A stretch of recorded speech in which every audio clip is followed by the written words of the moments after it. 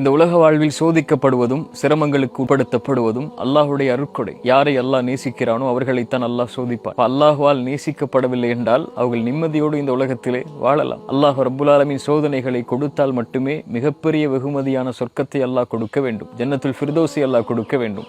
ஜன்னத்துல் ஃபிர்தௌஸை அல்லாஹ் கொடுக்க வேண்டுமென்றால் சோதனைகளையும் சிரமங்களையும் கஷ்டங்களையும் இன்னல்களையும் இந்த உலக வாழ்வில் அனுபவித்து அதன் மூலமாக அல்லாஹ் தேர்ந்தெடுத்தால் மட்டுமே ஜன்னத்துல் ஃபிர்தௌஸ் என்ற உயர்ந்த சொர்க்கத்தை அல்லாஹ் கொடுப்பான்.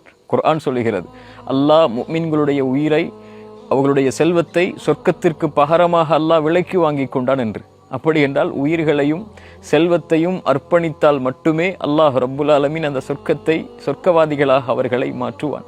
சோதனை வருகிறது, சிரமங்கள் வருகிறது, கஷ்டங்கள் வருகிறது, இன்னல்கள் வருகிறது என்றால் அல்லாஹ்விடத்திலே உறுதியை கேட்டு தைரியமாக அதை முன்னெடுத்து செல்லுங்கள்.